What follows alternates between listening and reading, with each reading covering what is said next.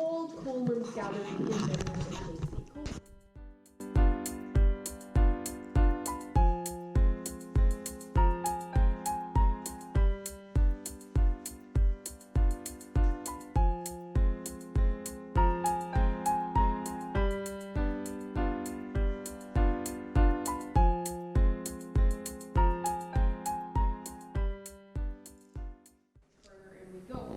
But for the moment, if you look above your heads, you'll see all these stalactites. So you'll notice on a lot of the stalactites there is a drop of water. So this water must hang here for a very long period of time so that the calcite in it can solidify. The drop will then fall down onto a stalagmite below. So that would be like this up here. Some of the water runs off, some evaporates. Again, it just leaves tiny traces of calcite. So a stalagmite will grow up, a stalactite will grow down, and they'll join together to form a column. The rate of growth is different in every single cave, but they say in this cave it's about a couple of inches every 1,000 years. So it's an extremely slow growing process. Wait a moment. So it does take about 2 weeks for the rainwater to come down through all that rock and reach us down here. It never floods in this cave though, because underneath where we're standing, there is about 400 metres of limestone. Limestone is a permeable rock, so it just soaks up all that water like a sponge. So absolutely never floods in this cave. So now if you want to follow me on, we're going to head into the second cavern. Here is the second cavern, and it would be from here that the cave is split into all those different networks of passageways. Further along in there, we do have our more impressive formations, and we'll be going in to see them in a few minutes. But for the moment, if you see above these rocks and boulders here, you will notice that there is actually a light up there. So where that light is, there's a series of 4 passageways. So these passageways, they lead on about 1 kilometre, and then they come to an underground lake. The lake is about the same size as this cavern here. It's about 4 metres deep, and the water is 4 degrees Celsius. They've also tested it and it's free. So also every year we do get a lot of school children coming visiting us, and they have amazing imaginations, and they've noticed some naturally formed pictures in the rocks. So I'm just going to show you a couple of them. That would be a sign.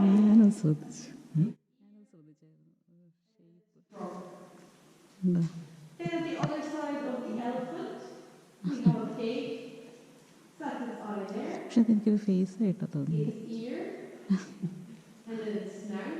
Then here we have the Statue of Liberty. That's her crown. Her faith, her torch, and then her dress. And here we have a little penguin. There's not much to look at for that. So also we do have something we call the cave witch, and it's not a picture on the rock, but it's actually the formation of the rock.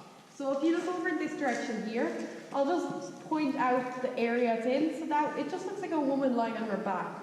So that's her face, her arms, and then her legs. It's actually easier to see without my light though. So that's just the cave witch, or the sleeping lady. It has 2 names, whichever you rather, I suppose. So if there's one other thing I would like to show you, a beautiful pair of calcite curtains. So you might be able to see them from where you're standing, but if not, then just come towards me and you will be able to see them perfectly fine. So you may have to come a bit more over this direction here, and then just look straight up and you'll see them. So these here are calcite curtains. So they're actually only formed on a sloped roof. The water will trickle down and leave tiny traces of calcite, and then over a period of time these grow. They are actually a lot slower to grow than a stalactite, and they are very delicate. So if you were to touch one of them with just your fingernail, they'd actually vibrate. So those are the calcite curtains. So now if it's okay with everyone, I would like to turn off the lights for a few moments to show you what it's like in here in total darkness. So what it would have been like for them when they first came down here.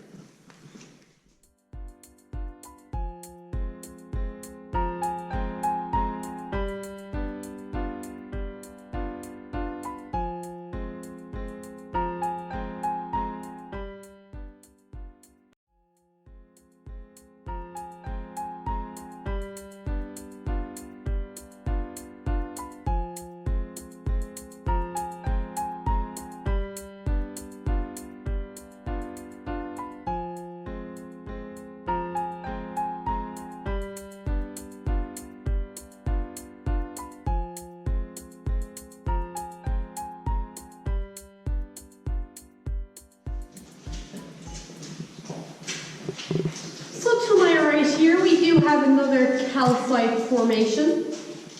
So this will be formed the exact same as a stalactite, stalagmite, everything.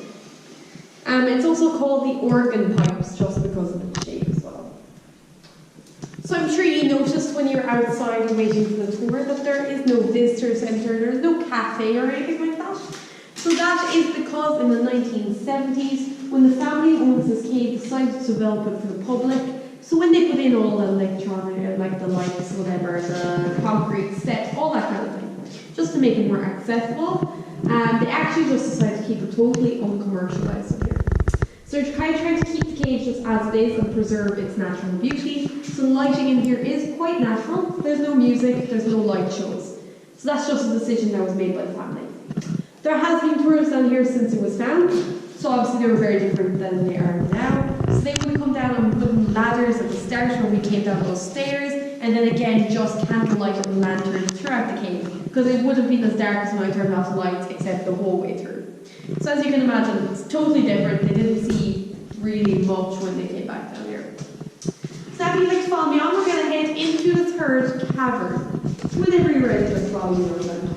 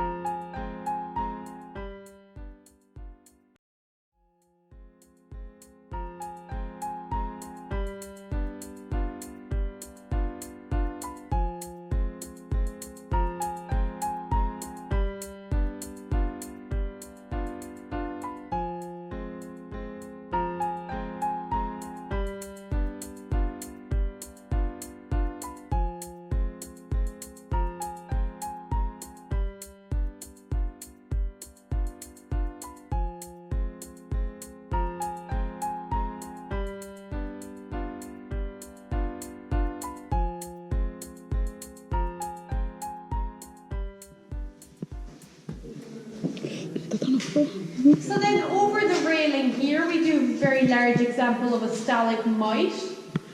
You'll notice that there's a drop of water falling onto it constantly there. So that water is coming from this stalactite up here. And because the water never hangs long enough on the stalactite, it has remained quite small, while the stalagmite has grown to the size you can see here. So also I'm sure you will have noticed, especially in the second cavern, that there is a fair few different colours in the rocks in here. So that is because there's 4 trace minerals found in this cave, and it actually just changes the colour of the rock. There's a very good example of all 4 along the walls from the direction we just came from. So this brown colour here is brown iron oxide. The black colour here is black manganese. This blue colour is blue copper sulfate, and then this grey colour is grey lead or zinc. You can also see some of the grey all along here, and this is an example of a flow stone formation. So now if you'd like to follow me up to the top of the steps.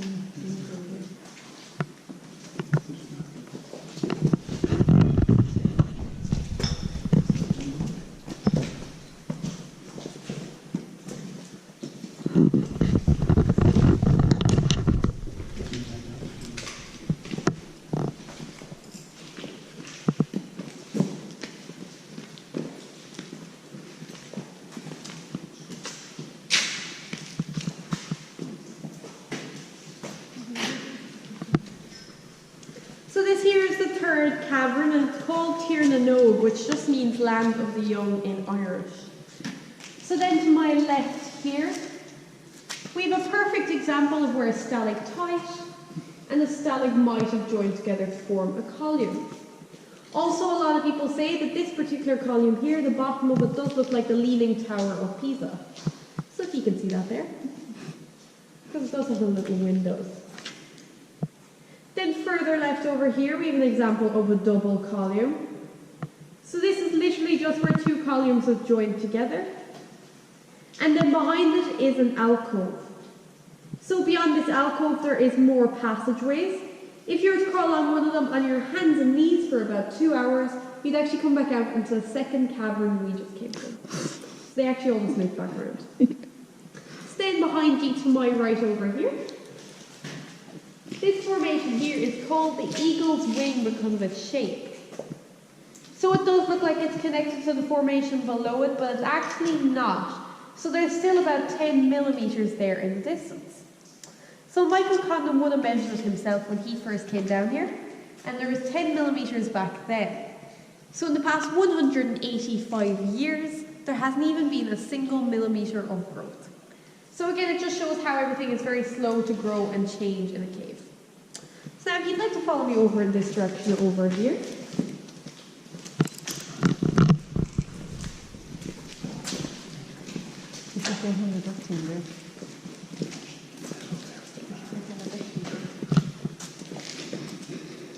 So this formation here is one of Europe's finest formations, and it's called the Tower of Babel. So we actually do not know what age this is, or the age of anything in caves, because to test the age of a formation in a cave, you have to drill into it, take out a sample from the centre, and then test that. So as I said with the family, they want to keep the cave as it is, so they'd rather wait until there is kind of a non-destructive method of aging before they actually just see how old they are.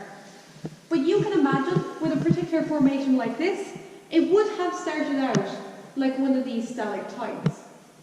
And then a couple of inches of growth every 1,000 years, and it would have grown into this here. So possibly billions of years to get to the size it is now.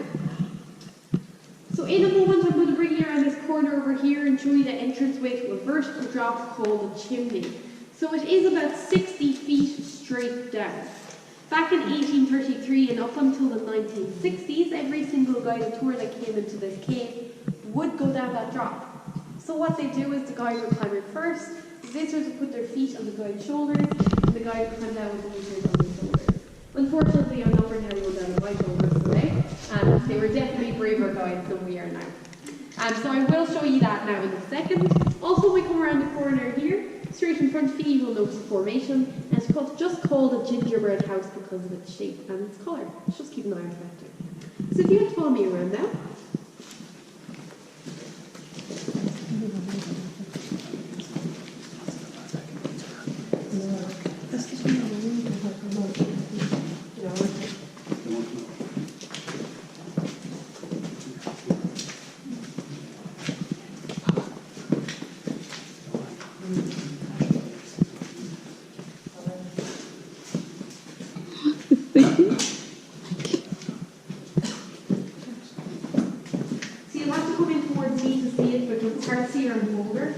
But if you see where I'm shining light there, you have to crawl into that first, and then at the very back is where it just drops straight down. So if you can imagine doing that now. Yeah, well... yeah, I have the same feeling, believe me. So you'll have to come in towards me here to see it, because it's hard to see around the boulder there. So if you see where I'm shining the light, yeah, so you crawl into that first, and then it just drops straight down. So you can imagine going down on someone's shoulders on that. Yeah, they were definitely brave people. And you know when you say it drops down, yeah, it's just you just fall. You like it's a straight. Like there's no steps. There's no nothing. It's just a straight drop. There is like little ledges on walls that you could put your hands and feet in or whatever. Yeah. But it's literally straight down. Broken neck, so. Yeah, and I mean at the drop, like that's nearly 20 meters, like. So it's mad to think that they went down there every single time, like. It's just something else entirely. Because if the lights went on here, you can see that you just fall right into it. Yeah, no, you really wouldn't, because like it is just like when you look there, you can't see anything. Yeah. But as soon as you turn the light, it's actually a very large pit almost. Come on, we go down there, so. I don't think anyone would be too much of a fan of doing that. So also I'm sure you'll notice above it that this is sparkling. And so you'll see these throughout the cave, but none quite as impressive as this one. But these are calcite crystals. So calcite crystals are flat against the rock. And because they're flat against the rock, if they're covered in water, they just will not reflect light. So usually when this cave is a little bit wetter, which would be normally, this wouldn't actually be shining like this because it would be covered in a layer of water. So it would just look like anything else around here. But because we've had such a long period of dry weather now, it's after drying up and it's just after starting to sparkle. So the past 2 weeks now it's started doing that. So that's what happens when we get nice weather here. Things start to actually look pretty. So you can imagine how it would look if we kept on getting this good weather. But of course, you know, as if that will happen. It's going to break eventually. So if you want to head up along the steps once you've seen it and whatnot, just so I can let other people see the entranceway, because I don't think, have the two of you seen it there?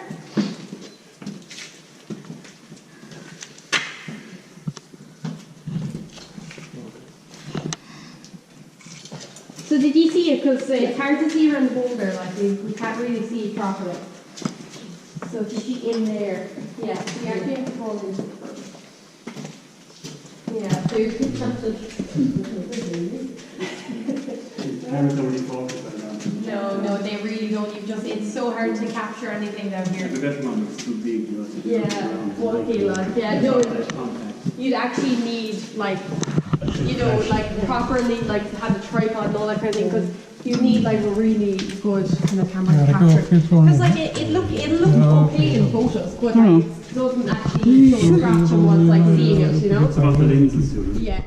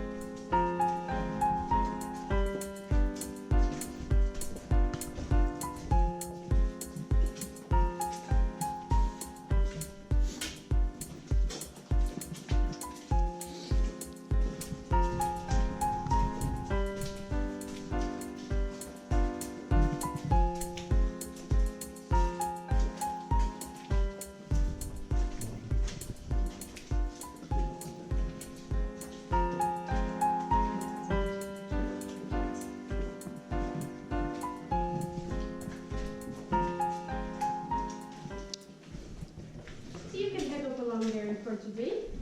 Thank you for coming anyway. Thank you. Thank you. And I hope you enjoyed yourself. Very good, yeah. Thank you for coming anyway.